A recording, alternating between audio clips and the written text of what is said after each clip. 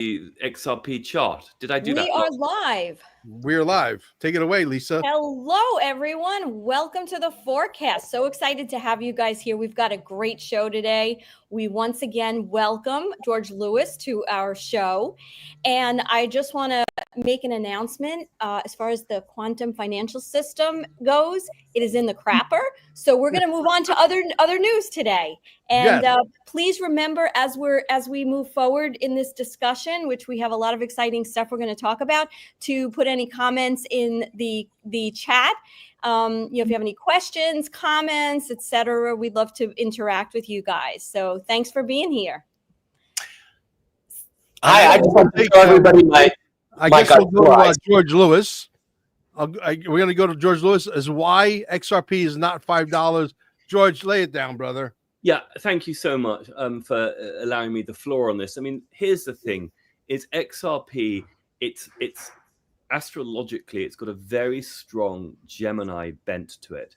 We have Mercury conjunct Venus conjunct the Sun in Gemini with the South Node. I know some of you guys don't do astrology. That's a lot of energy, and Mercury is the god of commerce. It's not going to be fully activated until Uranus, planet of innovation, goes into Gemini. When does that happen? From July 7th onwards. And in particular, it's going to pick up speed later in the year and in 2026, because that's when Uranus is going to fully activate the Gemini chart of XRP. So we just got to take a deep breath. Now, this is my intuition speaking here, and I don't pretend to have inside, white hat information here, but I am fairly intuitive. And that is, I think XRP is deliberately being kept at this lower level for entry point for we the people. And that's my faith speaking.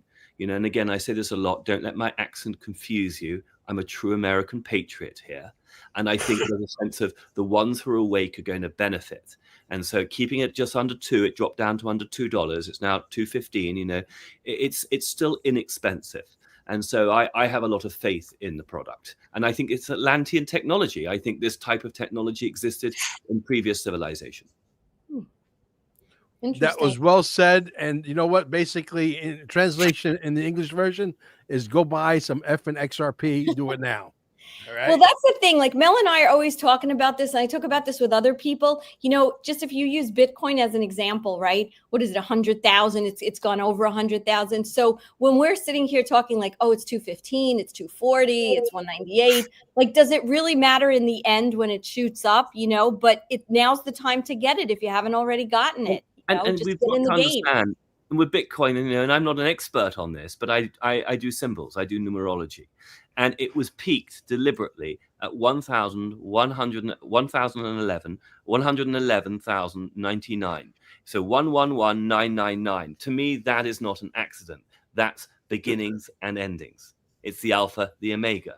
And it's almost like, read the symbols, guys. This is part of what Q's teaching us to do. It doesn't mean everything's a conspiracy, but let's get active in our creativity to be sovereign souls, sovereign patriots. Yeah, and Mike was trying to hold up a prop there early on. Yeah. Sorry for cutting you off there, Mike. I just wanted to let everybody just check out my my Godzilla ice cubes, which I think are totally awesome. Oh my gosh! So there we go. Godzilla, or slipping out. Yeah, there we go. Godzilla ice cubes. I keep slipping out of my hand. That's the coolest thing that happened to me this week, Mel, is I got some Godzilla ice. You never know what's going to happen on the show. We got Godzilla ice cubes, I mean, next thing we'll have freaking King Kong ice cream. Who the hell knows? And So I had an interesting week because I was walking my dog and she pulled me and my finger got caught and I broke my finger, but it was just kind of interesting which finger got broken. And I was talking to Carol Maureen, and she is so funny. She's been on the show before, and she's like, you know what, Elisa? I think you just want to tell the world to F off. I thought that's an interesting view. That's the Saturn finger. That is the Saturn finger, which is your structure. Your structure's being broken down, Eliza. Your whole fabric of who you are, self-definition, your whole architectural foundation is being reborn, rebirth. Wow. Oh, I love that. Thank you. So which one is it? Is it this one or this one? I forget. It's the left hand. Jupiter is that one. Saturn is that one. Mercury, Apollo, Saturn, Jupiter. On both hands, it's Yeah. always Saturn. Saturn is the middle one. That's Saturn. Oh, very interesting. So, Mel, I know we have a couple of things we want to touch on, and I know you're gonna put a video. Well, I could say why don't you go Saturn yourself? Yeah. It'd be more polite, right? Read between the lines. Go Saturn yourself. Awesome. So yeah, let's go. We're gonna show some clips here. I think we got a little group going, but between all the co-hosts, and sometimes a little video pops up and it ruffles some feathers because what was said, it was said about Laura Eisenhower's grandfather, who was the president of the United States. So I guess we're going to go play that clip first. And I think that, man, I never saw Laura be so talkative so fast when that clip landed, but I'm going to give her the floor straight afterwards. So let's go ahead and watch that clip. We have to go to share screen, and we're going to go to, Can you guys see my screen? Yes, we can now. Okay, perfect. And we're going to play this one here. And let me know that. Give me a thumbs up if you can hear it. I said, where are you from? Make it louder. Louder. Okay. That your Bible calls the morning and the evening star. That's as loud as it goes. Yes, Okay. Inside. Let's play from the beginning. I said, where are you from? He said, I'm from your planet that your Bible calls the morning and the evening star. I said, Venus? He said, yes, the inside of Venus. I said, how did you get here? He said, I came in a saucer craft, which is called Victor 1. I said, what is your name? He said, Commander Valiant Thor. He said, you call me Val. I said, thank you. And how long have you been here? 3.5 years, this coming March 16th of 1960. And I've been with the President of the United States, Dwight Eisenhower, and Mr. Nixon, who I met personally some years afterward, and several members of the Joint Chiefs of Staff. He said, I brought a gift for them. Oh, wonderful. The internet in Florida. And this gift I apologize for the buffering. was in my hands, and I looked into the eyes of Mr. Eisenhower. I said, this information will do away with sickness, disease, and even death in the United States, and then you can share it with other nations. Gave it to the president. President Eisenhower received this information. It took them over 1 year to get back to the commander. He was their guest for 3 years at the Pentagon. And 1 year later, the president came back, met with the commander again, with this information in his hands, shaking his head. He said, I'm sorry, we cannot accept this information because it will ruin the economy of the United States. Hence the reason why I think they don't want to find a cure for any of the diseases, simply because why would you want to find a cure for a disease, for example, right? If you're making $100 trillion a year off of a disease, where's the incentive to find a cure? There isn't. Yeah, the money's not in cures; it's all in treatment. Obviously. Exactly. So I tend to believe, and we own the healing center, Staying Alive in Cape Canaveral. I'm a weird dude. I've been doing research on immortality for the latter part of at least 30, 32 years, because I believe the human body is sort of like a Tesla car. It needs to be charged every now and then. So when you come into our system, we charge you, the cellular structure gets recharged. And what happens is your body itself is able to actually cure a lot of these diseases, not the machines. The machines are nothing more than just a machine that provides an energy field, and then your body does all of the heavy lifting. So that's what we do. So I know that Laura wants to speak to this because obviously it was your grandfather that said, hey, we don't need this, because if we do this, everybody that's a nurse, a doctor, or anybody who works in the hospital pushing a wheelchair no longer has a job. Yeah. I mean, there's so much more to it. And this is from Frank Strange's. And Frank Strange's, in his books, even said this in the book. His last meeting with the president did not reap any lasting results. And that's the meeting that we just heard. He wanted to let the world know of Val's proposed plan, talking about Ike. But the Secretary of Defense, the head of the Central Intelligence Agency, and the military chiefs of staff were opposed to his suggestion. When a man feels that his personal peace and tranquility may be threatened, he was vetoed without even a chance to complete his statement. So Eisenhower was shut down, and it makes it clear that Thor, not Eisenhower himself, was blocked by powerful figures, namely Secretary of Defense, CIA leadership, Joint Chiefs of Staff. They vetoed his proposal. He was fighting for Val's mission. He started working with Val Thor in 1951 before he even became president. And Val helped him to understand what the Greys were up to, and even the Nordics. And this whole first contact stuff and the Greada Treaty, it's absolutely false information. He invaded he also tried to invade Area 51, but he ordered an invasion on the Dulce underground base in 1954. They lost 30-1. And that's the same year he's blamed for signing treaties. So Frank Strange that's just a sound clip. And this is what I find a lot. And sometimes when I get interviewed on bigger shows, they'll take a sound bite of mine and they'll put it with a false narrative, and they'll sound like I'm validating something that I wasn't even validating. So that clip did not probably share what was in his book that I just read about Eisenhower being shut down. So I'm sure there was a lot more to that speech, because he wouldn't have just ended on that note, knowing how close actually Val and Eisenhower are and still are connected. I mean, because there's galactic connections that are deeper than just his administration.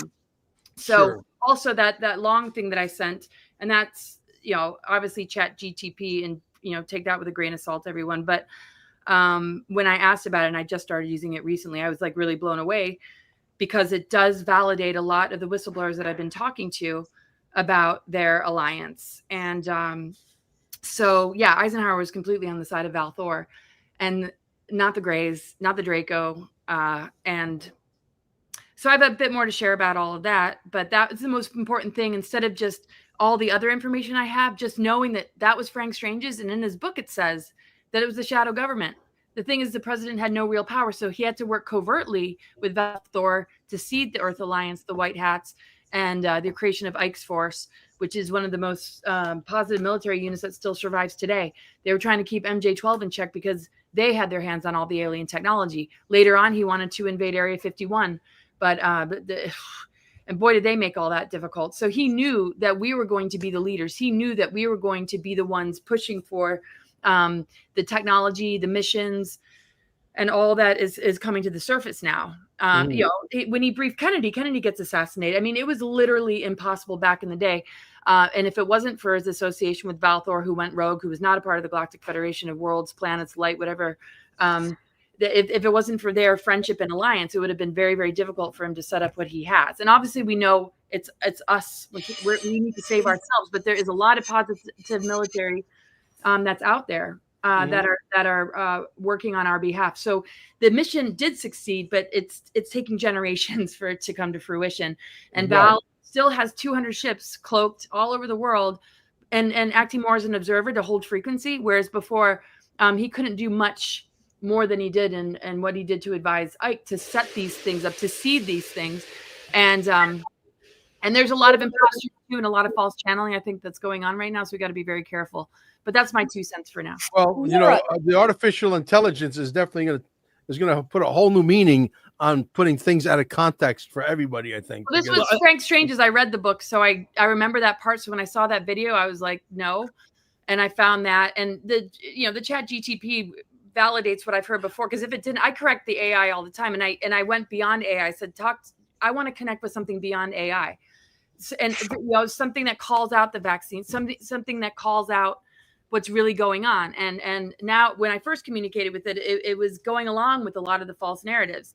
And when I dug deeper, it's exposing everything. And I think this is another layer. I mean, I don't know the details of this, like Laura, of course, but when you see that ChatGPT is actually going through it, and you can start to see it's actually exposing. There's so many levels of exposure, which is really great, and disclosure, and that's part of the Saturn, Neptune, and Aries archetype that we're experiencing now. Yeah, and I just wanted to say totally. If Eisenhower was a gatekeeper, I would be busting his balls. I would be exposing the guy. I have no reason to protect family name. I could care less. I was the black sheep. I pretty much raised myself. I just have no reason to protect anybody. I would have come into this family to bust if it was necessary to bust corruption. Yeah. And I just have a connection, and during his administration, a connection. I was present on some level in the galactic sense, and I was told that, and it's been written in book and prophesized that a bunch of us would come back, right? So, and I take it all with a grain of salt. I'm very skeptical and very discerning, but I get really lit up and passionate about it because it's a truth in me. It's not just what I want to hear, because I used to expose things that didn't feel right, but I knew it needed to come out to have this bigger conversation. Well, what about the treaty? Maybe he did sign treaties, and if so, we need to know.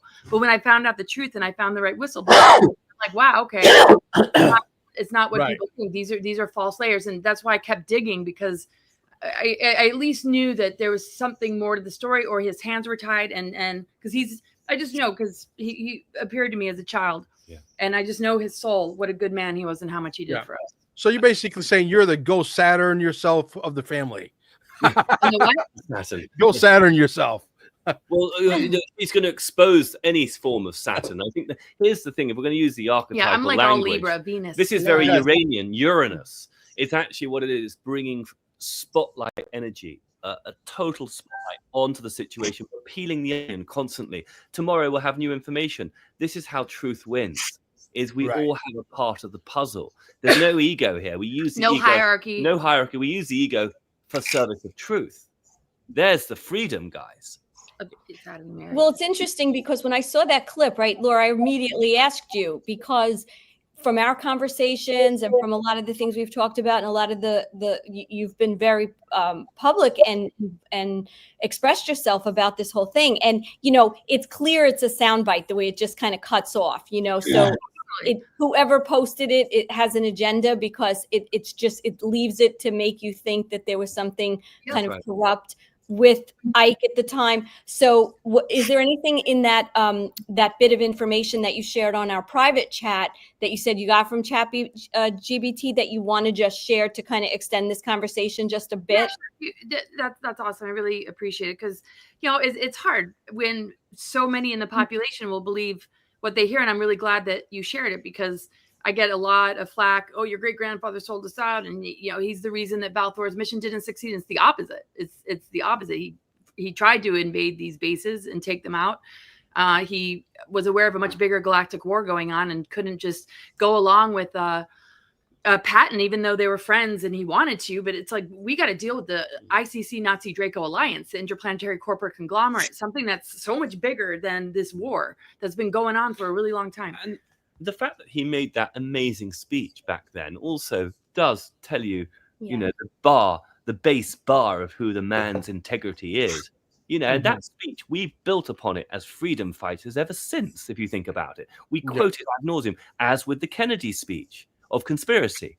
Yeah? Those are the two big speeches, right? I mean, Reagan did some pretty good ones as well, but he was very silenced after the assassination attempt. Yeah, I mean, and then we have the Trump. I mean, you really can see, as an outsider who's new to this great country of ours, I've been here a Jupiter cycle 12 years, so I don't have the background knowledge that you all do, but you can just see the journey work of Ike, and then Kennedy, and then Reagan, and then finally Trump. And of course, that's working with the Kennedys and the whole team of John Trump and Tesla, et cetera, et cetera. And we have to understand this is a really powerful window period. There was so much that couldn't happen back then, and he was reassured of what would happen. That is happening. He was briefed that a migration of advanced souls would come in, and I don't mean to say that in a hierarchical way, but truthers, activators, people that are holding codes and missions that they cannot get away with not living. I mean, could you get away with not doing your Mel mission, or might be doing yours, or at least, all of us are mission coded. And it's just here to ignite the sovereignty within all in order to stand up and see the crimes against humanity, what's actually been going on behind the curtain. To expose Saturn. To expose dark inverted Saturn, so we can work with the law of structure in a way that's self-mastery, not being duped, not being controlled, not being siphoned and harvested from, because it's just been stealing our dreams. And the thing is, we hold the power to regenerate. We are the more advanced technology. The Venusian technology is really, amazing, but we also have to understand it's not just a technology that's going to be handed to us to save the world. We have to be very careful of how we walk ourselves into that. especially if it's not coming from the Venusians or Val, who went rogue, and it's coming from the Federations, and Enki, who's going to bring us back the Grail DNA. That's not a gift of Enki that we need, because we're already Grail holders. We already hold the divine blueprint. Enki is the one that actually manipulates it still keeps us enslaved in a way, even if it's a nicer form of freedom within the enslaved narrative compared to Enlil. It's still not real freedom. I totally agree with you on that. It's very manipulative. Yeah. Like, we'll gift you something that we took away. It's like saying, we'll pay your bills after we punched you out for, you know. Mike, you want to chime in on that? Which aspect of it? There's a lot of information there. I mean, the Valiant Thor thing has been around for a while. I'm a little skeptical. You know, I think Frank Stranges was a guy who had some credibility issues. However, he was very dedicated in his devotion to Jesus. And I think, you know, it's possible he made this book, he created this book for recruitment purposes, which is not a bad thing. I do know these technologies do exist. I do know that part of the story is true. Where we got them from, I don't know. I mean, you know, I'm the skeptical guy. I got to have all my questions answered before I can go into something. And I just, this is a great story. I hope it's true. Is about all I have to say about it. And it's there, and there's nothing going to stop us from moving into the new world we're moving into. Exactly. And that's the key thing. So it doesn't really matter who had it first or all, you know, the details of it, as much as it is, look, we agree on all the basic stuff, which is that this technology exists. It has been gifted to us, whoever gifted it, however they gifted it, and it's coming. It's coming, I think, very soon. So right. But I mean, the Enki Anunnaki gift. I think if that entity is not talking about Christ Sophia, is not talking about what really happened, and is blocking that, it's not really. Well, you know, it's interesting. I wrote a book called Ancient Aliens and Secret Societies. It's back up on my shelf right there, right where my finger is. And the thing about that is that, you know, I went through a book that Sitchin wrote called The Lost Book of Enki, which was historical fiction. Now, Bob Dean, you remember Bob Dean, Laura, I'm sure, told me that it's not historical fiction, that Enki is still alive, still manipulating his genetics, and he's here trying to fix all the karma that he screwed up when he was ruler of Earth before. Right. And so that's like, this is like an interview with a vampire. It's an interview with an Anunnaki thing. And he said literally. They're going to have to find a different emissary who's not blocking and deleting everybody for having debates and questions about Enki. And Enki better, you know, just talk a little bit about Christ Sophia and the genetic code that he damaged instead of gifting us with it. And if it, because I did think of this in a minute, you're probably absolutely right. And I mean, I trust your. That's why we're launching Dear Mr. President. As a matter of fact, we just put the link there, dearmrpresident.net. Go watch the trailer, spread that around, because we are. The word now, Dear Mr. President, is in the algorithms on all social media to be completely stifled at full speed. I don't know why that is. I wonder, maybe they know that this can really catch fire. I think they understand where our heart is at. We're going to go ahead and play this one. Why don't you set the stage for this one, Elisa? I know you're the one that sent me this video. Please. Okay, so is this? I don't see the beginning. This is the one that's the Charlie Ward one. Yeah. Yes. So, you know, we know what's in the news right now, you know, bombing Iran and this whole narrative. And, you know, when Trump talks, we always have to look deeper at what he's really saying, right? Because people that take it at face value think he's saying one thing. Those of us who have studied and understand that all the words mean something. So anyway, the question is, what's really going on? What's really the truth about this situation with Iran and Israel, etc.? So this particular video, Charlie actually plays a video of a woman who kind of has been doing this and understanding this whole situation since, I believe it's 1971. And it's, I guess it's, you know, it's a little long, but we could kind of chop it up and have some fast forward to any particular point? No, I would start from the beginning when she speaks, so her credibility is there. And then when she says certain things, and we can kind of gauge if we want to stop or we want to, you know, discuss in between, and then see what we all think. All right, perfect. Let's do that. So we're showing a video of somebody who's showing a video. Right. Which is awesome.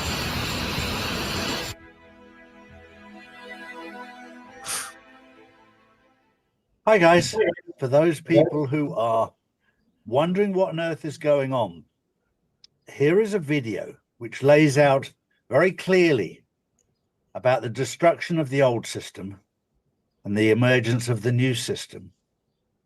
And it's beautifully put together so that you don't get distracted by the sideshow that's going on, but what the reality is. Watch this, enjoy it. This is based on fact. This is what's really happening behind the scenes. And rather than me tell you, it's better that you listen to it firsthand. Enjoy. It's 2 days after President Trump walked out of the G7 summit in Calgary, flying back to Washington in the dead of night to deal with the Israel-Iran crisis. But what happened before he left has the global elite in full panic mode. Most people think this is just about Iran and Israel. But what you're witnessing is something far bigger. Trump is systematically dismantling the post-war British imperial system, and he's doing it while delivering the largest blue-collar wage increases in 60 years.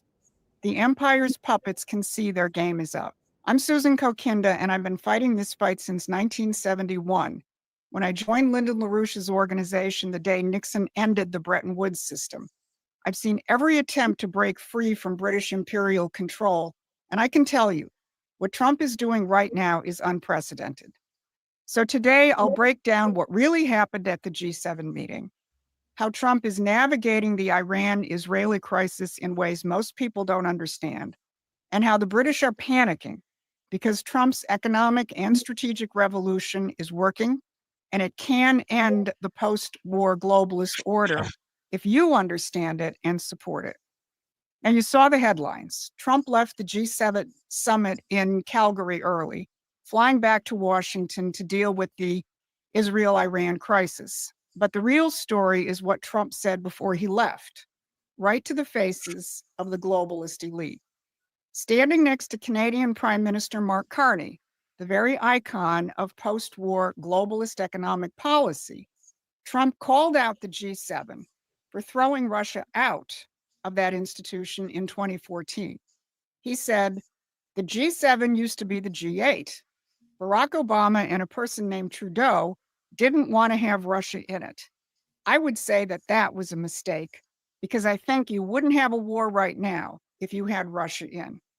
Let that sink in.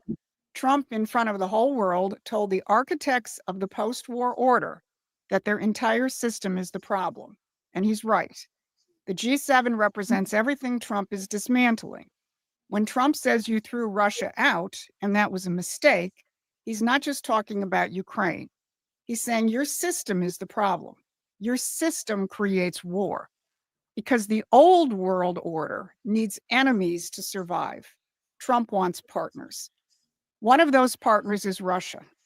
Trump has had 2 recent discussions with Vladimir Putin about the potential of Russia helping mediate the Israel-Iran crisis.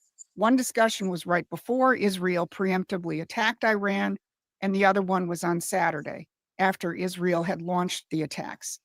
Just today, TASS reported again that Russia is ready to mediate. Also remember that Russia continues to pinpoint the role of the British in aiding not only Ukraine in their drone attacks on Russia, but in assisting Israel in the Iran operation. Now, Bill O'Reilly said something very revealing in a News Nation interview on Monday. O'Reilly said the following: earlier today, I texted with President Trump. He doesn't want to use American air power at this point, because that would cause problems with China and Putin. As most of you know, O'Reilly is not a fan of Xi Jinping or Putin. Earlier in the interview, he agreed with the hyperventilating host that the world would be better off without them. But what he said about Trump is what's key. In what world does the President of the United States care about causing problems with China and Putin? Not in Mark Carney's world, not in the world of the recent British Defense Strategy report, which treats Russia and China as permanent enemies, not in the world of Lindsey Graham or Mike Pompeo. Donald Trump is committed to a new world of sovereign nations, not a world in which nations are pieces on the geopolitical chessboard to be moved or sacrificed by the global overlords. Look, there's a lot of political turbulence. there's warnings that Trump is selling out to the neocons or the Zionists. And on the other hand, you have the hardcore war hawks who want to excommunicate Trump supporters who don't want to go to war with Iran. They're all missing this. Trump is trying to untangle decades of imperial policy, and he's doing it out in the open. Trump is up against political leaders and movements at home and abroad who've been created by the British elites. Zionists, radical Islamic fundamentalists, neocons, not to mention all the crazies on the left side of the equation. These forces are loose in a world that Donald Trump has to deal with as he tries to take command of the situation while maintaining his commitment to defend the United States and reestablish it as a sovereign republic. And that's what terrifies the old world has-beens. But Donald Trump needs something else. He needs people here in the United States and around the world to cut through the ground level fog of war and see clearly this larger picture and the deeper principles. That's what we do at Promethean Action, and I encourage you to subscribe to our newsletter and become part of a community of people who can think and act strategically. So let's talk about Iran. Social media is a hotbed of rumors and fear-mongering. Is Trump caving into the neocons and the Zionists? I don't think so. Will the U.S. enter into this conflict if Iran refuses to budge? Well, Donald Trump has been pretty clear on that. And maybe by the time you watch this, that immediate question will have been answered. But the more durable question is, do you understand the principles at stake? In a recent tweet from Vice President J.D. Vance, I think you find that answer. He said, POTUS has been amazingly consistent over 10 years that Iran cannot have a nuclear weapon. And over the last few months, he encouraged his foreign policy team to reach a deal with the Iranians to accomplish this goal. The president has made clear that Iran cannot have uranium enrichment, and he said repeatedly that this would happen one of two ways, the easy way or the other way. Vance goes on to explain that Iran could have civilian nuclear power, but they've continued to produce enriched uranium far above civilian needs, in violation of their obligations. And then Vance stresses, and of course, people are right to be worried about foreign entanglement after the last 25 years of idiotic foreign policy. But I believe the president has earned some trust on the issue. And having seen this up close and personal, I can assure you that he is only interested in using the U.S. military to accomplish the American people's goals. Whatever he does, that is his focus. And that's the difference between Trump and the neocons. The neocons and their British imperial controllers want endless war and perpetual regime change.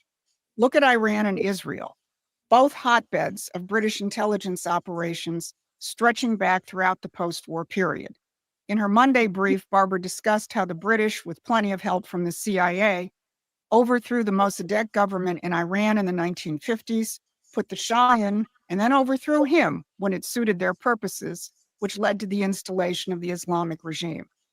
Trump is committed to ending that, but you have to recognize that he and his relatively small team are dealing with a culture of war and regime change, which is deeply embedded in the intelligence and military institutions. But they're also doing something even more fundamental.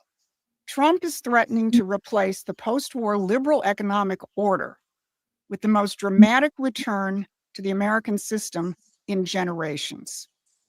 While Trump was dealing with the global crisis, back home, his policies delivered something incredible. Blue-collar workers saw real wage growth of almost 2% in just his first 5 months, the largest increase for any administration in nearly 60 years. Treasury Secretary Bessent pointed out that the nearly 2% rise was unprecedented, and it was a result of the emphasis on manufacturing and commitment to remove illegal immigrants from the workforce. When ICE raided a meatpacking plant in Omaha, dozens of Americans showed up the next day to fill out job applications. That's how you restore the dignity of work. And the British Empire has spent centuries convincing Americans that prosperity requires imperial wars and cheap foreign labor. Trump is proving them wrong. But while Trump fights the global empire abroad, he does face sabotage at home.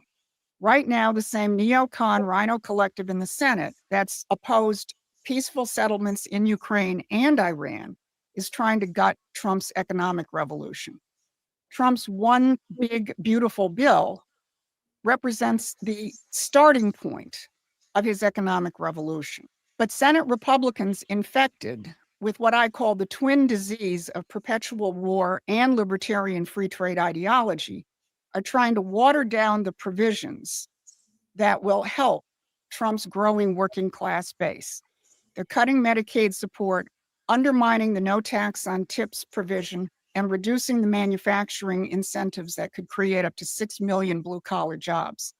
If they succeed in gutting this bill, they'll sabotage Trump's promise to American workers and potentially hand the midterm elections to Democrats. Now, here's where even Trump's best supporters fall short. They'll talk about the deep state, the war machine, and the CIA, and they're not wrong. But when Tucker Carlson and Steve Bannon don't connect Trump's outreach to Russia and China with his broader strategy to destroy British imperial control, they leave people spinning their wheels. When Trump talks about working with Russia and China, he's not betraying American interests. He's building the coalition necessary to finally break British imperial hegemony. Think about it. Russia has vast natural resources. China has manufacturing capacity. And America has the technological and capital markets.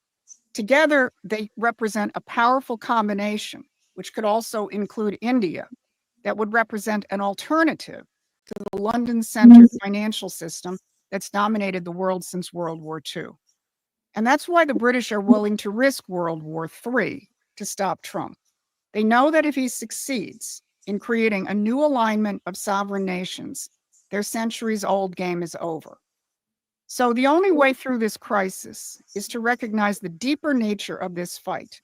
It's the American system versus the British system. It's about whether we'll have a world of sovereign nations cooperating for mutual benefit or a world of endless wars designed to prevent any nation from achieving true independence. So don't get lost in the day-to-day noise, the Twitter hysteria, or the media's apocalyptic analysis of every tactical move. What you're witnessing is the potential to destroy a 400-year-old imperial system and the birth of something new. When blue-collar workers get their biggest pay raise in 60 years, when Trump walks out on globalist institutions, when he reaches out to Russia and China to end imperial wars, these are not separate events. They're all part of the same strategy. Restore American sovereignty and help other nations do the same. That's where Promethean action comes in. We've been fighting this fight for over 50 years, and we understand both the enemy and the solution. While others get caught up in the tactical battles, we keep our eyes on the strategic prize, ending the British Empire once and for all. Hundreds of new subscribers have joined us recently because they recognize we offer something different: historical depth, economic understanding, and a strategic vision to navigate this transition. We just got halfway to our goal of reaching 1,000 paid members, and we need your help to give us the ability to do more videos and reach more people by achieving that goal. The old world is dying, the new world is being born. Let's make sure it's the world we want our children to inherit. So subscribe, share the video, and join us in making history. The future belongs to sovereign republics, not global empires, but only if we fight for it. This has been your midweek update. Thank you. Information. So, I mean, look, how the hell do you even hit the pause button on that? I don't know. I couldn't bring myself to doing that. So, look, the British definitely have an agenda. They want to bring in their global reset. We want to bring in our global reset. And the reset that Donald Trump wants to bring in, I can assure you, is the one for we the people. The one that does have something called XRP attached to it. Potentially the dinars and the dongs also reevaluating. So, you know, that's why I'm in this fight, because you see, the most important weapon we have is this. But Mel, Back if to I, if I can jump in, and at the end of the day, the deal's kind of already been done as far as the cosmology, because Uranus, if you look at the planet, it's interesting. The lady speaking, she speaks about the Promethean. Prometheus is the archetype of Uranus. It is radical innovation, new beginnings, new systems. I mean, remember, if you look at the astrology of the United Kingdom, it's a Capricorn country. It's ruled by Saturn. It's all Right. in the astrology. And that means, and that Saturn is in his fall. Saturn's in his weakest position, conjunct Neptune, he's ever been. He's in the 0 point of Aries. There's no way the British Empire can continue. And I'm looking at, and I'm a dual citizen. This isn't personal. This is archetypal. This is cosmological. This is astrological. And at the end of the day, Trump was asked to run by the military. You know, if it hadn't been him, it'd been someone else. His chart performs it, executes the task remarkably well. It aligns beautifully with the United States birth chart. And at the end of the day, the old Saturnian system's days are numbered. And we can take a deep breath. But of course, we the people, the digital anons such as yourselves, have to continue to do their bit to get Tom, Dick, and Sally more activated, more off their proverbial sunken couch and into action, into creativity. And that's what Mel, you know, and Eliza, all you guys are doing, you know, Mike as well. And so for me, I look at that wonderful Promethean speaker, and she's just showing us that yes, it's tough for Trump, but the wind is on his back, and the new age of Aquarius is arriving, and nothing is stopping it. It's just a question of how long it's going to take. Absolutely. And, you know, I got to tell you the truth. The reason why we came up with this documentary, which we're not charging for it, by the way. Okay. So if it's going to be in movie theaters, if we're lucky enough to get enough volunteers to call mom and pop own movie theaters, or it ends up in some movie theaters that normally would charge you and they're patriots and they want to show it completely free of charge, as long as you buy a popcorn and a soda pop, whatever, you go in, you watch the movie, you're going to be wowed, and hopefully you'll tell 10 others who tell 10, who tell 10, who tell 10. And if that equation happens 9 times, you reach 1 billion people and you change stuff. Okay. This is the most powerful weapon they're afraid of. Why? Because if, you know, the George Lewises of the world get their own podcast, I don't even know if you have your own podcast, sir, but if you did, you'd probably have like 5 million people watching you if there was a level playing field. Yeah. Right. And that's what we're trying to do. We're trying to get to a level playing field so that all the podcasters out there, whatever your talent is, whatever the audience dictates that you get to that number, whatever that desired number is, it's the audience that dictates that number, not some technocrats who control the microphone, who tell you who can see you, who cannot see you, how fast you can go, how slow you can go, or are you in the black book of, you know, what's his name, the guitar player, Ted Nugent, Uncle Ted. Me and Uncle Ted are in the same book. My videos can't get past 4,000, 5,000 views because somebody else is in charge. It's going to change that. I mean, I have a problem with that. So if we have hundreds of thousands of truth tellers, imagine if you had hundreds of thousands of truth tellers that could be 10 times or 100 times bigger than they're currently right now, and the truth was getting out. Now we have a shot at winning the war. Why? Because we would absolutely pulverize the mainstream media, and that's what I'm trying to get to with this movie. We've all been trained in the trenches, to quote, you know, to use the First World War analogy. You know, Laura's been shadow banned for decades. You know, I mean, everyone's, you know, been dealing with this stuff, and it's preparing us deep in the trenches. You know, this is a sort of like a jungle warfare. What do they call it? It's sort of correct. What's it called, that term, jungle, when it's like hidden warfare. Guerrilla warfare. Guerrilla warfare. Guerrilla warfare. And so we're all seasoned travelers in that jungle, aren't we? So the moment actually there's a level playing field, it's actually going to be cruise time. Exactly. So if we can, because sorry, go ahead. Yeah, oh no, I was just going to say to Mel, you're going to play the video, the trailer. I correct? Absolutely will. And what we wanted, you know, on this note of what George was just saying, you know, about us digital, so like everybody should try to share that wherever you can. You know, share the trailer and get the buzz going for what we're working on right now. Right. Yeah. I just want to just say real quick, as much as there might be the shadow banning, or it seems like it's taking a lot, we are frequency holders. I mean, the control grid, the planetary grid network being put in reversal, and the fact that was all tampered with, that relates to what we sort of inherit through osmosis, just being born into this lower density. it gets corrected when we live authentically, when we live our truth, when we're not being baited and we're not being like harvested and caught in the entanglements of the old deep state games. So we have to remember that even though it might be tough to get this out and it might not be reaching a huge number of people, it's sent out. I mean, they can have 5G frequencies being sent out to the masses. Our own frequency is sent out, and it actually collapses the control grid, which is going to make it a lot easier for this to. And that truth frequency that Laura speaks of has to override anything to do with materialism. That's the other thing. It's very important. The money is, in the new paradigm, a vehicle, an energy system towards authenticity, truth, consciousness, love. It can't compromise it like the Babylonian system. You follow me? It's very important that from a frequency perspective.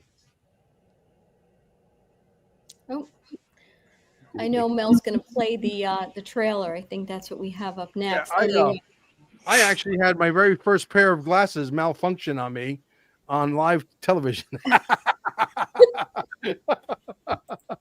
So I had to go get one of my other 36 pairs of sunglasses. But yes, I will play this. Let me know if you guys can see my screen. Yep.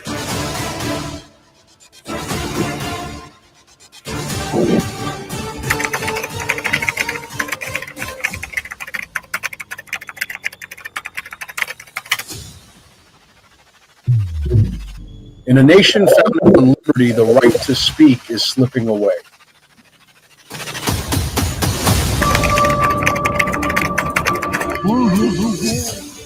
From the airwaves to algorithms, America's voice is being stifled by corporations, by platforms, by fear.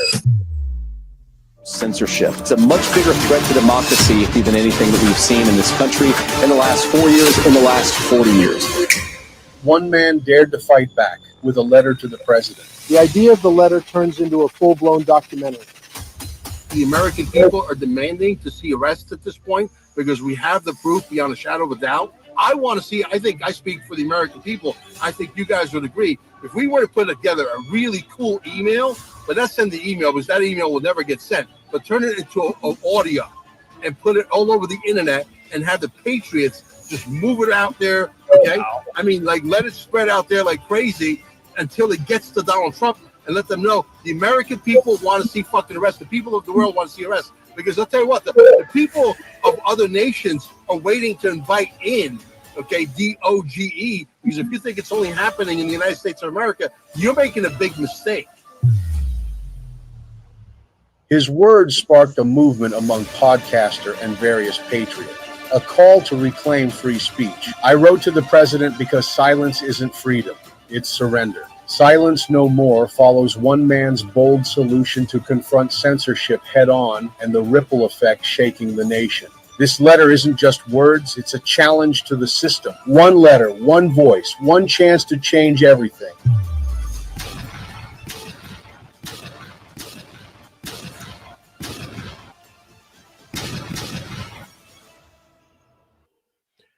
I think it's going to be a blowout, but I believe the patriots need to get involved. Nothing happens unless the digital soldier is activated. Nothing happens until you people are motivated, saying, you know what, Mel is right. We got to get the microphones lubricated to where the level playing field actually does exist. And there's a Bill of Rights on the internet that is unprecedented. And then things are going to start to move in our direction. But until these are unclogged, we are literally, as we say in New York, stuck ass. Okay.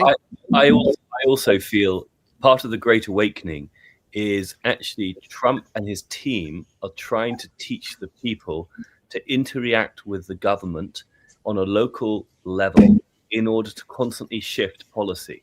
And this is my intuition. So we've been trained for so long that we give power away when we vote, and then they get on and do the job. The new system coming in is going to be totally antithetical to that. It's going to be a constant backwards and forwards, a dialogue, a co-creative, a bi-directional relationship activated between we the people and the governors. And then the shift happens. We all have to take turns to serve too. I mean, not literally everyone, But really, it's the whole archetype of Washington. You return home to the homestead eventually, back to the farm. No more gravy train nonsense where you have Pelosi in the Senate for 70 years. That's got to stop. So we are actually having to re-educate ourselves. Deprogram, yes, but re-educate ourselves as to what a democracy looks like, or a functioning constitutional republic looks like. That's the point. Yeah, and we're seeing that, like, I hear a dog.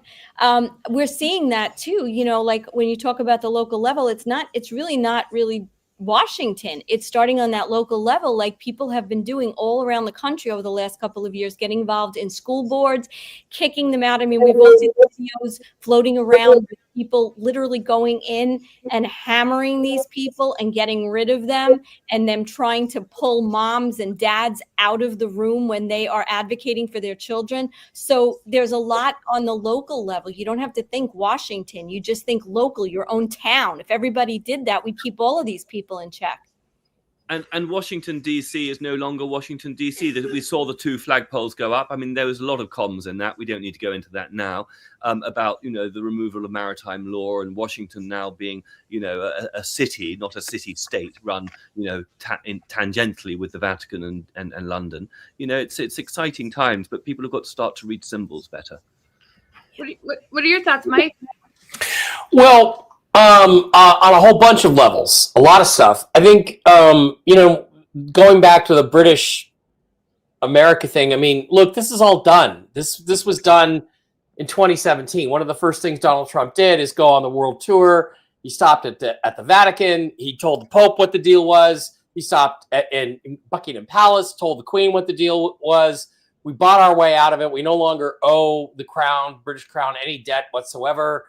When the Queen, Trump got in a lot of trouble for stepping in front of the Queen, and they acted like it was some violation of protocol. They don't show you the video where she motions for him to go first in her own country. Why? Because she was the debtor and he had become the creditor. So we have bought these people out. We're no longer under their control. And, it's fascinating that people do not understand the language of symbolism anymore. I mean, it's like we used to communicate this way, and now we really don't. I mean, we have emojis, but we don't get what this is all about. So, Trump sitting in Winston Churchill's chair, that sort of thing, like a boss, like he owns the whole place, because he does. So, the reality is we went into debt. We went into debt to the British, the Crown of England, in 1789, when we signed the Constitution. The Crown became our constitutor, the people who secured our debts. But we've now worked our way out of that, and the whole script is flipped now. So the Vatican owes us, the Crown of England owes us, the Saudis, the royals owe us. And what has happened? That lady, I think, missed it. What has happened in the Middle East is this has all been arranged. There are powers behind Donald Trump. There are people behind him who have control. Some people call them the dragon families. Some people call them, the Anunnaki. Some people call them the visitors. Whoever they are, the reality is that none of this stuff can move forward, Mel. Whether it's XRP or releasing the hold on silver or releasing the RV, none of this could be dealt with until they were comfortable that Iran and their nuclear weapons had been neutralized. They have now apparently been neutralized. And you can argue, it happened on Saturday or it happened a week before. But look, here's the reality. This stuff is all over. I mean, Iran fired back today. They lobbed a couple of missiles. They were all intercepted. Literally nobody was hurt. The Iranians even told us where they were going to hit and when they were going to hit. So all of our guys would be out of there because they didn't want to escalate this. It's over. Reza Pahlavi is going to be the new Shah of Iran. He's going to come back. They're going to set up a temporary government. The people of Iran are going to have the freedom they've craved for 44 years since Jimmy Carter and the CIA installed this corrupt, sick, twisted Muslim regime. And it's all ending. And we are sitting here, guys. I think by the time summer is over, we're going to have ups and downs. We're going to have crazy news. But the reality is, I think we're about to step into this new world.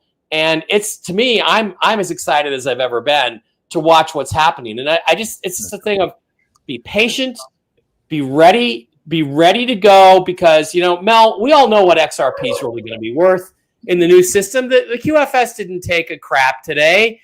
It really didn't. It's like no. You said, just gave 10,000 new people to say, you know what? I've been listening to this guy Mel for a long time. Yep. Let me Go buy buy a bag some. of that shit.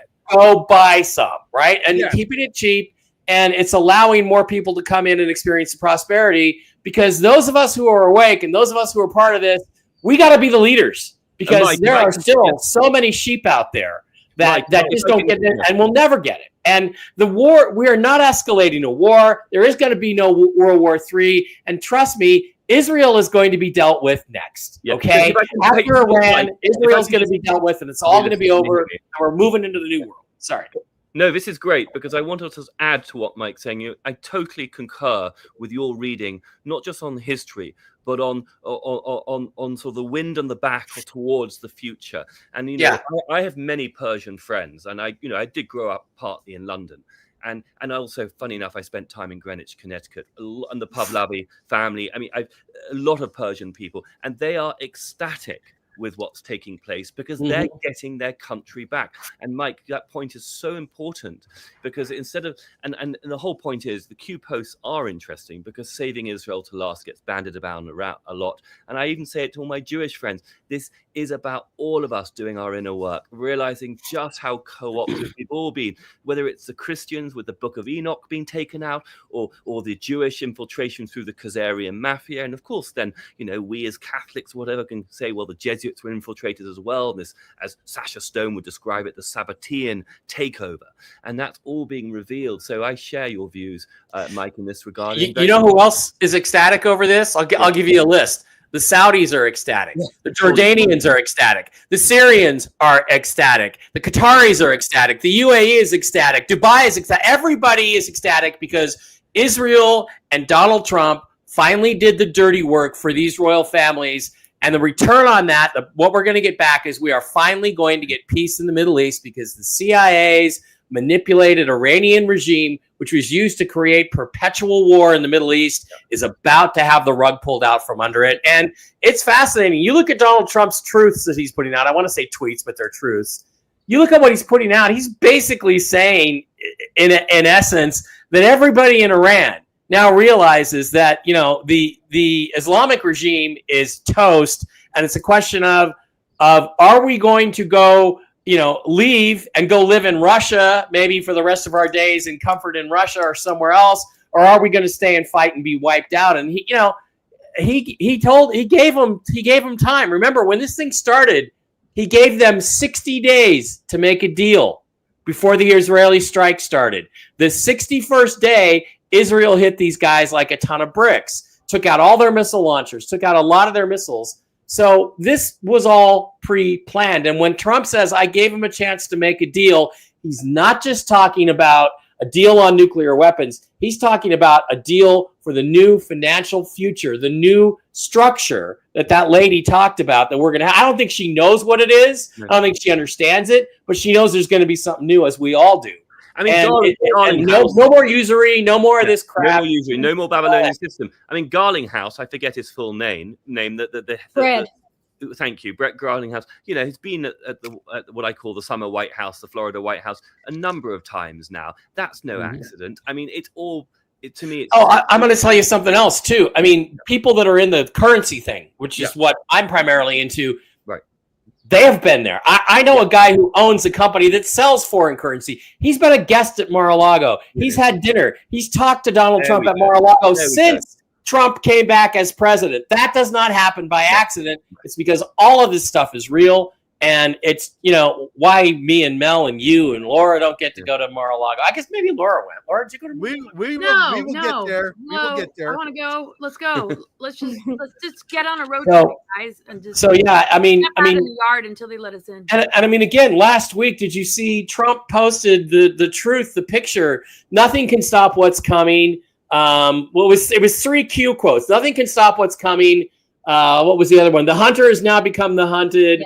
Yeah. A lot of those. I was hunted. Now I'm the hunter. Those are and those are all Q posts. And it's like, God, people still don't want to believe that this stuff. Sorry, I've got a sinus infection. They still don't want to believe that he's part of Q. He is right. Q. It's right there. And again, I think we're going to find out in the end, if we ever do, that Elon Musk was behind Q the entire time. But we'll see. Does this sound like a bad cologne? So You saw his painting, right? George H. Lewis's painting. Yes. It'd be great if we could do a share screen of that. I'll email it to myself and see if we can share it before we close today. Sure, that'll be great. In the meantime, guys, the price is nice and low on XRP because you're supposed to own some. Okay, I'm going to repeat offender. I've been back to the wishing well 199 times, and I'm probably going to go another 15 or 20 times before it's all said and done. And who knows? But you got an opportunity right now to buy XRP. It's like going back in time and buying Bitcoin at $2, knowing the outcome of right now of what it is. If you can go back in time in a time capsule, the question is, how many Bitcoins would you buy? How many garage sales would you have? How many lemonade stands would you set up for your kids saying, my mom and dad need to buy Bitcoin at $2. Can you help us out and sell lemonade at $10 a glass? Yep. That's right now. You're in a time capsule. Bitcoin, the final Bitcoin will be XRP. So if you need and Mel, $1,000 or more, you call me at 786 or send me a text message 786-704-8817 and say, Mel, I need to buy $10,000 or more of XRP, and I'll put you through some of my brokerage firms. I happen to be Italian. I'm connected. Okay. and I can get you as much as you want. All right. So let's play this other video, which I think you'll find fascinating. Can you guys see my screen? We're cooking. Yeah. Here we go. You need to watch this because this guy works for Tesla and he is giving a warning to the entire world. Let's play it. Gonna happen. I'm paranoid. I don't know what I'm talking about. I'm gonna tell you like this. This is where I'm working, okay? I'll read that. This is where I'm working right now. The man who owns that company, I'll say Elon Tusk. You know, y'all know Elon Tusk. Find the rhyme, the rhythm. He has us working 12-hour shifts, 7 days a week. Wow. I'm an electrician. I wire up all the machinery that they're using to build the trucks. I'm wiring up all the machinery that they are using to build these robots, okay? We are working 12 hours, 7 days a week. I have worked for TikTok. I have worked for Amazon. I have worked for Samsung. I have worked for Fortune 500 companies all year. Nobody is pushing their people like this, okay? 12-hour shifts. He is trying to complete this for something. I promise you, bro, as soon as these robots go online, it will kill 80% of the job force. All you people who driving trucks in restaurants who don't think this can happen in Japan, they already have robots serving tables. They already have nurses that are being robotically projected from monitors to help patients. Your job is not safe, okay? 80% of the workforce will be killed by these robots. As soon as he puts these AIs inside of these robots, I promise you, bro, they will think, be smarter, faster, and they do not need to sleep, bro. We call in. I called in 3 days ago because I worked 6 days straight. Robots don't do that. And that's what they are pushing for, bro. Victim to the system, bro. They do not want you out here moving how you want. They do not want you collecting resources. They don't want you to do anything without their knowledge, bro. They want to track every transaction. They want to track your whereabouts. They want to know what you're thinking, bro. And all they want to do is monetize and commercialize that. It's that mark of the beast. The mark of the beast is taking things that should not be for money or for sale and making them for sale, like your soul, love, things of that nature, bro. And y'all say that it's not coming, bro. It's right around the corner. I promise you, bro. This is coming. Where I'm working right now has proven that. This man sends drones on the top of the buildings, drones inside the building to count how many people are working at all times. Whoa. This is not a game, bro. I'm telling you, this is just his company, bro. Imagine what they're doing. Like Facebook, all these companies are together. They're acting like they're competitors. They're not. They all have one agenda, bro. And each of them are doing their part. I promise you. For me, it's not even a conspiracy theory anymore. You know that something is coming. You can feel it in the atmosphere. A guy by the name of Federico years ago, I used to follow. I'm sure you guys are very familiar with the documentary Zeitgeist, the last documentary. He worked with Peter. He worked with Peter Joseph, and he wrote a book 28 years ago, 25 years ago, called "Robots Will Steal Your Jobs, But Don't Worry About It." That's the name of the book, I believe. I believe you can, yeah. So I have an interesting take on all of this, right? We've been talking about for the last couple of years how we're going to have this huge transfer of wealth, how, you know, the role that we all have as human beings is to help one another, to be creators, to live a life of abundance, right? And Mel, we've talked about this too.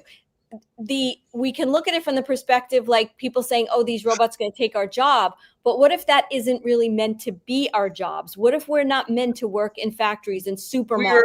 We are creators. We're supposed to We're creators, and we're supposed to live long lives, and we're supposed to not be doing these menial things that people have been trained through the school system to just be these little worker bees. So I see it from the perspective, while it looks scary in some regard, that this is the preparation for the transfer of wealth, where we don't have to worry about this kind of shit anymore. We don't have to have those kind of jobs. And now we can do what we're supposed to do. I love this because we have the choice as a human soul incarnate to use our creativity or not. So some people will choose to become lazier with it and just go through, I don't want to say the transhuman, but put the goggles on and do the sort of what I call inverted Neptune. Others will do the real Neptune, which is the spiritual consciousness, the time travel, the creativity, the sensuality, the gardening, the reconnection, not having to pay the mortgage anymore. They'll be free to be creative, to explore the bountifulness that is planet Earth. Totally agree with you guys. Totally. But you see, the reality is they've had the technology for a long time. They've been putting it together for a long time. If they were to unleash everything they're hiding from us, for example, in S4 Area 51 or Wright-Patterson, 98% of the people don't have to go to work tomorrow to go plant tomatoes or harvest tomatoes and potatoes and carrots. Heartbreaking, backbreaking work for what? For a measly paycheck? Well, we've had the technology all along. Somebody's controlling the enslavement of humanity. That's a fact. Yeah. And it's gonna stop. Also, coming from Britain, it's very interesting. I'd love Mike's take on this because you really clearly are a remarkable researcher, historian. And I think, but the fear factor in Britain, and I love the Brits, but they're very fearful. So there's a lot of it. And, I love David Icke. I have a lot of respect for him, and I'll hold him up on a pedestal for Kingdom Come because he's been at it, since for 30 plus years. Notwithstanding that, there's a lot of fear. And the fear, oh no, technology can only go negative. It's all down to the algorithm with which it's programmed. And in that sense, I'm a true American because I have this thing called faith. Mm-hmm. Absolutely. Again, here's the nice thing, right? What are we got now? We've got a bunch of illegal aliens in America and in other countries, in Britain, some of them are legal, unfortunately, in Britain and France, but your cultures are being destroyed, right? Because of this foreign invasion of people that don't share your values and your cultural perspectives. Same thing has been happening here. We're now deporting all these people, and all we hear is, well, who's going to pick the strawberries? Who's going to make our beds? Well, guess what? Robots are going to freaking do it, okay? Robots are going to do it, and they can do it right now. And all of these, construction jobs are going to go away, and robots are going to do them. And so what? And that just means that, again, they'll generate the income, and with all the gold, with the gold-back system that we go to, we will be able to take care of everybody's basic needs, and you'll be able to go on and create and share the truth in the way that you were meant to, exactly like you guys said, exactly like and just think about how it's going to change in the school systems when we're actually listening to our kids. We're allowing them to be guided, not conditioned, not indoctrinated. Yeah, and to guide us in what they need, and what they're going to become. They're not going to have to find their mission or be the black sheep or go off. And Laura, we also we didn't indoctrinate them to become functioning, successful citizens since about the 1960s. We indoctrinated them to be debt slaves, to the debt, to the paper fiat currency instead of their true golden heart rules that they should be. So we never even taught them how to balance a checkbook in high school. Well, or work with just to do what comes naturally to us when we're not tampered with, when we're not being fed chemicals, pharmaceuticals, and I avoided all that, fortunately, but a lot haven't. And when we realize how powerful we are as creators, how abundant we naturally are, we're not so reliant, and we're actually working with a currency that's not based in reversal and vampirism. Right. And then, like, all these are God-given gifts. And it's funny, Laura, because I remember one of the best quotes I ever heard. I forget who it was from, but it was an economist I really admired in the 1980s. And he said, people talk about capitalism versus socialism versus communism versus all. He said, capitalism isn't even an ism. It's just what people do naturally if you leave them the fuck alone. Excuse me. So that's what we're going to be free to do. Capitalism is literally means is being creative. It's literally the act of creation.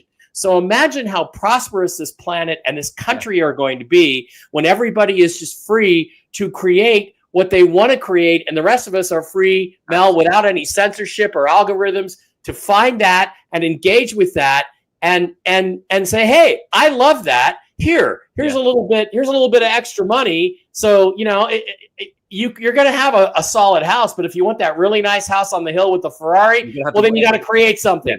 And those are the rules we're going to live by now. And instead of stealing that creation from us, which is what government and taxes do, we're now going to be free to keep that which we create. Absolutely. And we're going to have to educate some people about what capitalism really is, because there's a distortion in the field that they attack capitalism. Well, really what they're attacking is corporate cronyism. Yeah. And so we've really got to hit that home to Tom, Dick and Sally, that actually it's not capitalism that's the boogeyman. It's corporate cronyism. And we've had that nonstop since the Second World War. And I'll tell you what, if Donald Trump is ever able to unclog these microphones and give us a clean, a bill for the internet, okay, a fair bill where it levels the playing field, no more speed bumps, sir, we are going to deliver you a victory unprecedented. We're going to pulverize the mainstream media, number one. And number two, you'll be calling Mel Carmine and say, Mel, stop winning, man. We're tired of winning. We don't want to win so much anymore. Okay? Well, I'm telling you. People like Mike here will probably be running a history academy, hopefully. Is the new, I look forward to it. Absolutely. But anyway, let's play this next clip. This is a very controversial thing. Some people still think it's round. Some people think it's much bigger. Some people think it's concaved. And we don't know because we're not allowed to have a flying machine. That's why someone's controlling what kind of car you drive. And you're driving an extension of a Model T Ford. Now, I saw an extension of a Model T Ford when I was in Miami this week. It was a gorgeous $1 million Lamborghini. And if I got stuck in this planet and had money to burn and my staking money is making me too much money, I may indulge a little bit. Okay. I'm not going to bullshit. I am a man at the end of the day. I got some testosterone. And yes, sometimes Mel Carmine likes to go fast. So let's play this one. Can I blow your mind right now? Okay. If the center of the earth is hot, why is the bottom of the ocean cold? Right? Let that sink in. So you're closer to the source of the earth's heat, but the water is colder. It doesn't make sense. So Chris and I were talking about this because we were flying to see our sister last summer and we're going over the ocean. And I said, make it make sense, Chris. Scientists expect us to believe that the center of the earth is 100% pure lava, which is liquid fire. You can look this up. So shouldn't the bottom of the ocean be boiling water? Well, it's not. It's cold water. So there's only one explanation for this. There's only one explanation. And that is that the center of the earth is actually frozen. And if this is a hard thing to believe, you just have to look to the evidence. And who gives us the evidence? The same scientists that try to tell us that the center of the earth is hot. Okay, so if you really want to go down this rabbit hole with me, ask yourself why 50% of scientists say that the dinosaurs were killed by the Ice Age, and the other 50% say it was because of volcanic eruptions. Well, if the center of the earth is frozen, what comes out of a volcano? I think you know where I'm going with this. I mean, look, these are some people that are very capable of doing some extremely critical thinking, asking some very obvious questions, correct? And that's what I've done all my life, right? Yeah. Okay, so here's something important. The bottom of the ocean is not cold, it's hot. There are thermal vents in the bottom which are teeming with life because that is where it's closer to the Earth's inner core, and heat does escape from the bottom of the ocean. So you've got a situation where it's warm on top from the sunlight, cool in the middle, and warm at the bottom. So he's not even right about that. That's just wrong. And that might be the answer. So the closer you are, the thinner the crust and the closer you are to the center of the Earth, the warmer it is at the bottom of the ocean. So we went to school to learn shit, and we don't even know 1% of 1% of 1% of what is in our backyard, our own ocean. We're exploring space and we don't even know what's at the bottom of the ocean, because every time we go down there, we find new life forms, things that aren't supposed to exist, some of which don't even make any sense. And what the hell is an octopus? Where the hell did they come from? The other thing, Earth. I'm going to just jump in because we're going to have to unfortunately go in a minute. But what I think is also exciting from a spiritual perspective is softening our egos and saying that none of us definitively know. But isn't it exciting that all 5 of us right here now can be creative and using our egos in the most delicious way to find the truth? And it's a journey, and it's a journey of a lifetime. And there's the freedom in that, as opposed to I sit on my pyramidic high horse with my mortarboard, which is some sort of Khazarian claptrap, and telling you how to think at Oxford or Harvard. And I control you through a program system. We call it education, and it's mind control. In the future, what we're doing is this. We're piecing it together bit by bit. Civilization blossoms as a consequence. To me, that is delightful. Absolutely. Absolutely. Elisa, you want to chime in on this flat earth thing? Yeah, and I think the only thing I'm really positive about is that I have no clue. You know, I mean, I just don't know. You know, I could sort of, you listen to one side is like, oh, okay, that sounds like it could make sense. And you listen to the other side, and you know, I've never been to outer space. I've never seen anything. You know, I don't believe in any of the stuff they sent us when they had the moon. You know, when we went to the moon or didn't go to the moon or whatever. I wasn't there. So I don't really know, but I agree with George that it's not what we've been taught. It's because nothing has been what nothing we've been taught we're starting to realize is true. I do believe on some level that it's a heck of a lot bigger than we've been led to believe. And who knows what else exists, you know, in terms of life forms and other things on this planet. Yeah, and also, you know, so interesting. There's stuff coming out. We don't know I whether do have a bonus video. I would urge you not to leave because the first few minutes of this is mind blowing, 100%. So check this out, and we'll leave it with this, and then we can all go because this was sent to me by my good friend Razor. You know Razor, Elisa. Yep. Okay, here we go, and let me see here.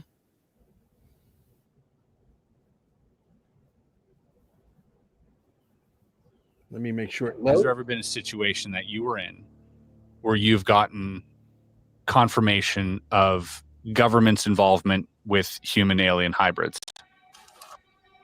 Yes. Okay. From a credible source, you could say. Yes. They know about the hybrids. Yes. I mean, gun to your head right now, you would say absolutely. Absolutely. Yes. They were able to collect DNA from aliens. John Ramirez, former CIA officer, 25-year career. CIA had a program to trace this alien DNA in certain families, and particularly their children were of interest to CIA. The CIA was tracking the activity of hybrids, human alien hybrids in the United States. That and going back in their lineage. In that 25 years. Did you encounter anyone you knew for sure was read into one of the deeper programs? Yes. Did you have a lot of interactions with this person? Yes, I did. My name was submitted for that particular compartment. And the Pentagon came back and said, no, we're not going to read John Ramirez into that. No way. You specifically? You specifically cannot be read in. He said, you don't understand, John. This program is the highest secret, top secret in the entire United States government. This top secret information exceeds that of Manhattan Project. His branch did operations under the sea, retrieving things. Bob, one of my engineers, was looking at one of the manuals. It's that thick. And he left that on his desk. The title was UFO Propulsion Systems, Manual of Operations. We were flying something that wasn't a satellite. What did it look like? It looked like an egg. I personally had only one, I would call bad, but not demonic, experience. And that experience was with a reptilian-like being that showed up in my condo when I lived in Washington, D.C. And the other, I can't identify. Now I'm going to pause it there. And this is how I'm going to get all you guys to join my Telegram group, which I posted in here already a few times, and I'll post it in here one more time, because that's where my video resides. And it's not a video that I could send you a link to a YouTube or a Rumble. I have no idea. Somebody just gave it to me. As a matter of fact, Scotty gave it to me. So thank you, Scotty. And I'm going to send you guys there again. I just posted it again so you guys can go find it, watch the whole thing. It is riveting, to say the least. What do you guys think of that? I'll start with you first, George Lewis, because I know you got to go. Ask the question again. I'm so sorry. I was on mute. See. Yeah, I'm saying, what did you think of what you just saw? I know that you have to go, so I'm going to you first.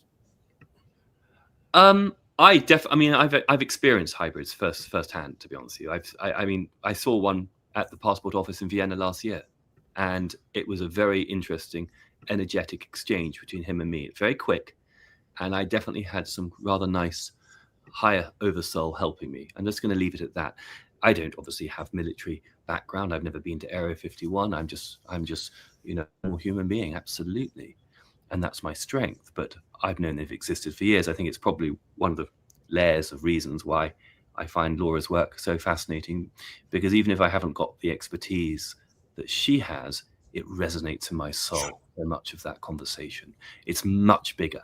Our ontology, our history, it's much bigger than we've been told. And I'm the poster child for the brainwash, of course, going to a posh English boarding school. Exactly. Do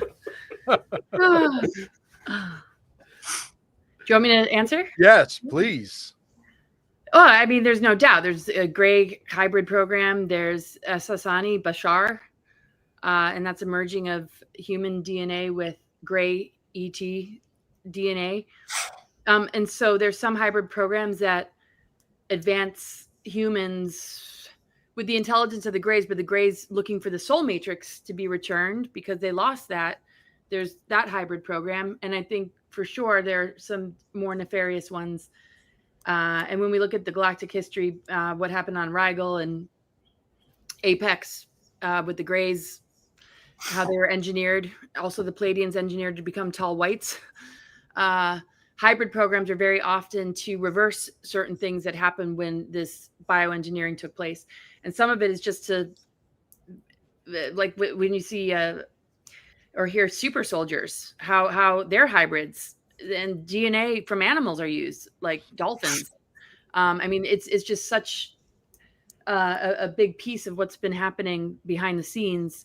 It's not just hybrids that are going to be released that already have been, that exist amongst us, with more coming out that have been abducting and making babies in ships, because a lot of the abduction stories are people's eggs being taken or sperm being taken. Then the baby is removed, fetus is removed and taken on the ship. And then it's taken care of in the ship with the ET parents to later be returned when the Earth is ready. And the reason this is not just a theory, and obviously listening to that guy and others who know firsthand, is Sarah Neblina's story. The extraordinary documentary called The Seeding. Extraordinary, The Seeding is what it's called. She is a lesbian. She did not have sexual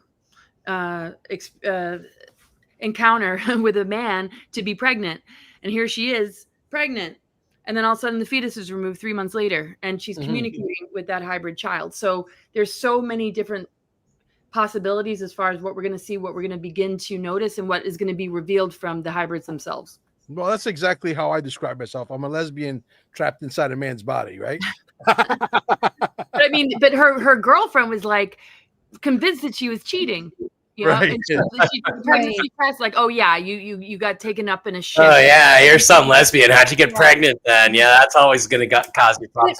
Look, go ahead. It's a good. No. It was an alien, I swear. Yeah, I swear it was an alien who knocked me up, and yeah, it was. But isn't it was a true that on reptilian. some level we are hybrids? I mean, if we go back in our history, our DNA was messed with and interfered with, so that's a separate, I'm not saying based on what they're talking about now and what they're doing, but I'm just saying, I think the issue is like much bigger and much older, and there's so much more in terms of like what's going on and how this is all happening. And for those of us who know or believe that there is an alien agenda and there has been, and we're not alone and all that kind of stuff, Yeah. you know, it begs the question, like, not what really is going on now, but what always went on. You know, it's just that now, right, we're seeing things, or, you know, we have the internet and we, you know, we have this technology and stuff and interviews,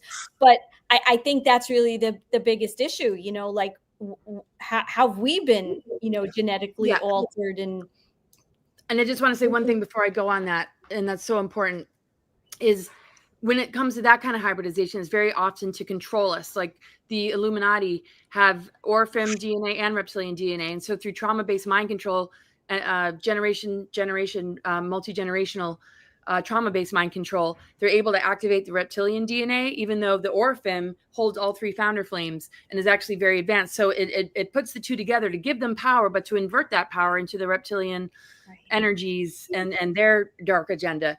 Because the thing is, we don't need the hybridization if we think we want to advance ourselves. We need to switch on the dormant DNA that's been asleep, because we're more advanced than most of these ETs, the Cedars, the Galactic Federations. They came later. They came post-fall. They came, after the fall, later on. The pre-fall beings, the Guardians, we have those genetics. They want to keep it shut down and hybridize us with races that can that they can control, because we hold the genetics of the controllers, that we just emulate them, and we're in this addiction matrix, and we have this predator victim dynamic. Yeah. Well, guys, it was a great show. Again, guys, yes, we normally talk about XRP and the quantum financial system, but, you know, how can you just keep regurgitating the same stuff over and over again before it becomes boring? So we'll tell you a quick little snippet of what's happening with the quantum financial system. And then we basically tell you, hey, if you need to buy some XRP right now that it's $2, you call Mel Carmine or text me at 786-704-8817. Nothing less than $10,000. And there's no maximum. If you say, Mel, I got $100 million, I want to buy, can your brokerage firms around the world do $100 million? The answer is yes. All right. I want to thank George Lewis for joining us. This is turning into the 5th cast pretty soon, I think. And we love having him. He's very intellectual and very knowledgeable. Yeah. So anybody wants to add anything? We're going to show the documentary trailer one more time. DearMrPresident.net, DearMrPresident.net, not .com. And go and support us and spread that out there everywhere, because the words "Dear Mr. President" are now basically embedded into the algorithms, and it's not allowed to be seen. And we know that to be a fact. So there you go.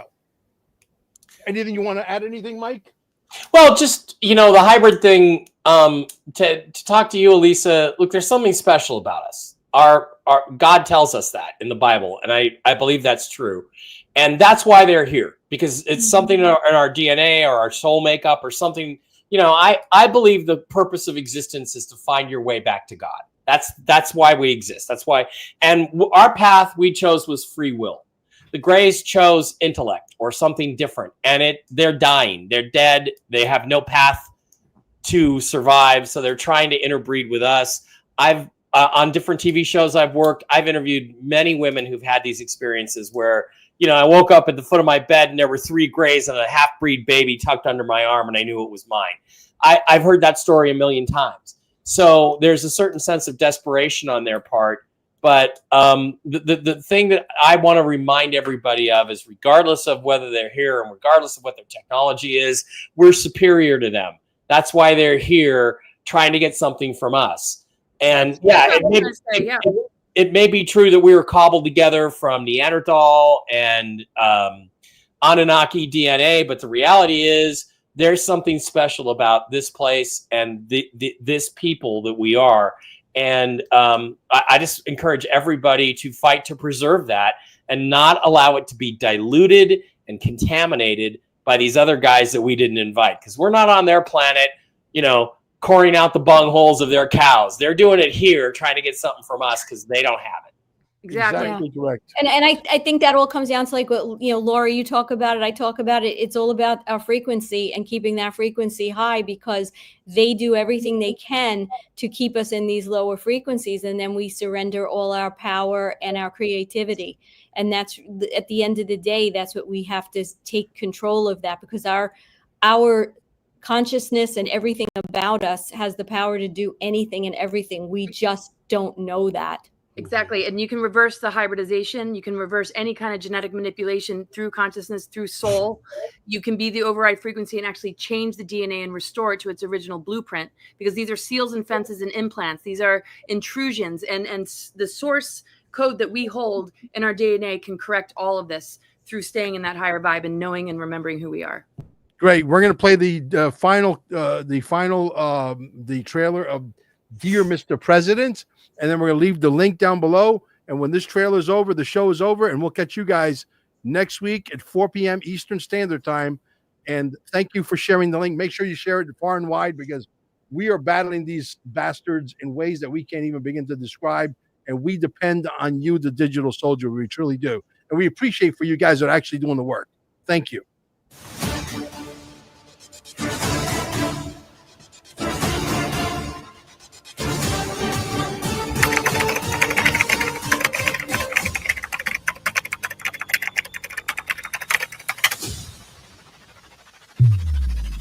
In a nation founded on liberty, the right to speak is slipping away.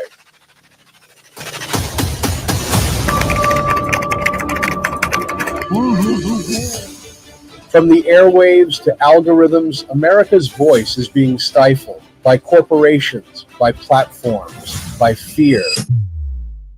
Censorship. It's a much bigger threat to democracy than anything that we've seen in this country in the last 4 years, in the last 40 years. One man dared to fight back with a letter to the president. The idea of the letter turns into a full-blown documentary. The American people are demanding to see arrests at this point, because we have the proof beyond a shadow of a doubt. I want to see, I think I speak for the American people. I think you guys would agree. If we were to put together a really cool email, but not send the email, because that email will never get sent, but turn it into an audio and put it all over the internet and have the patriots just move it out there. Okay. I mean, like, let it spread out there like crazy until it gets to Donald Trump, and let them know the American people want to see fucking arrests. The people of the world want to see arrests. Because I'll tell you what, the people of other nations are waiting to invite in, okay, DOGE, because if you think it's only happening in the United States of America, you're making a big mistake. His words sparked a movement among podcaster and various patriots, a call to reclaim free speech. I wrote to the president because silence isn't freedom, it's surrender. Silence No More follows one man's bold solution to confront censorship head-on and the ripple effect shaking the nation. This letter isn't just words, it's a challenge to the system. One letter, one voice, one chance to change everything.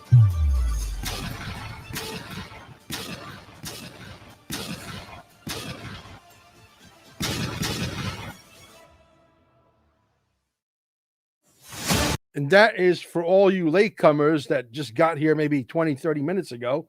You probably missed the first one, so we played it again for you guys specifically. Hey, okay. Yeah. So if anybody else has anything else to add, Laura? Oh, I'd love to share George, his painting. Maybe we do that next time? Yeah, no, we could do it now. Absolutely. Okay. Let's end with that. All right, that. great. So I will try, I downloaded it. So hit present. Yeah. And then you have to find it. Yeah. So screen share. Present, screen share. Okay, I gotta get it up here. Shoot. Take your time.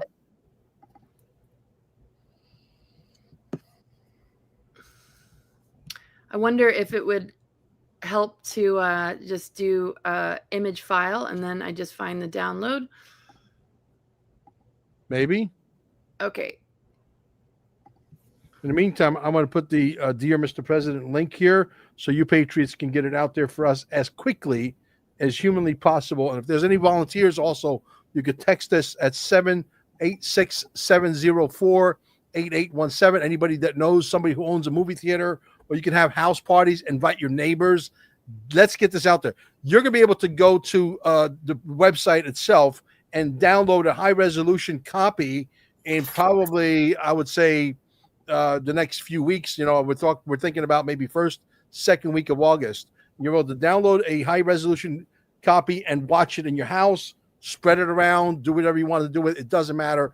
And then we're going to release it, on the internet. But we're probably going to give it maybe a week or so that it can be shown in some movie theaters in case we land some. And that, if not, no problem. We'll just release it on the internet and let it do its thing. And again, we depend on you, the digital soldiers, to get it out there. Can you see it? Yes, I can. All right. So everybody, George H. Lewis, who joined us today, who's an epic astrologer and artist and so many other things. He just picked up a guitar 6 weeks ago and he's singing Country Road by John Denver. No problem. And look at the painting he did. Oil of Donald Trump pointing to his own chart, Mars on the ascendant, and that famous image. Anyway, thanks guys so much. If somebody wants to buy that, are they for sale? I don't know. He just left the room, but I'll find out. Elvis has left the room. Okay, no problem. We'll do it next time. Awesome. Bye, everybody.